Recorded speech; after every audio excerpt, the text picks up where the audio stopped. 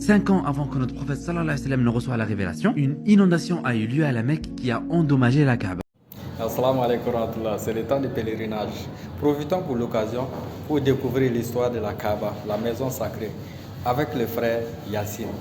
Nous profitons de même occasion pour souhaiter bon pèlerinage à tous les pèlerins, que la protection, la paix, la bénédiction d'Allah vous accompagne. Que le Très-Haut exauce nos prières et agrée nos rites. Je vous souhaite un bon pèlerinage.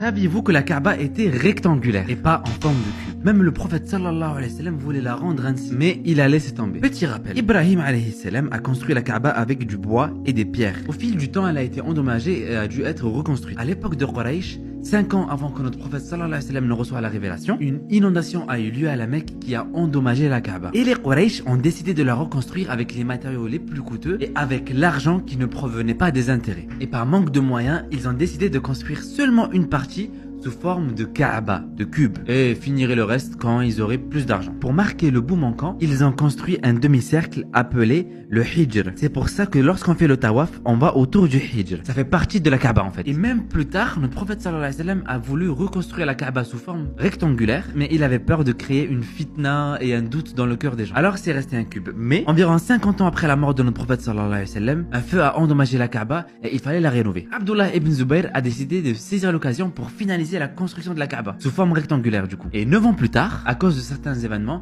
la Kaaba a dû être reconstruite encore une fois. Abdullah Malik ibn Marwan était le dirigeant et l'a restaurée sous forme de cube. Mais je sais qu'après cela, il a compris qu'en fait, la forme originale de la Kaaba, elle était rectangulaire. Mais si la forme originale d'Ibrahim était rectangulaire, pourquoi aujourd'hui elle est carrée? Harun al-Rashid, qui était un des dirigeants de la Mecque, a posé la question à un des plus grands savants de tous les temps, si ce n'est le plus grand. L'imam Malik ibn Anas l'a conseillé de ne pas faire de la Kaaba un terrain de jeu pour les rois, de la changer de rectangulaire à cube, ainsi de suite, et de la conserver sous forme de cube. Et subhanallah, regardez comment le plan d'Allah est parfait. Il y a quelques années, la Kaaba était ouverte et les gens pouvaient y entrer et prier. Mais aujourd'hui, à cause des foules, il y a une porte et c'est fini. Mais étant donné la partie manquante, si on prie dans le Hijr juste à côté, c'est considéré comme prier à l'intérieur. C'est une partie de la Kaaba sans toit, tout comme à l'époque de Ibrahim. Et n'oubliez pas que les musulmans n'adorent pas les murs en briques. C'est un lieu béni et une direction de prière. C'est la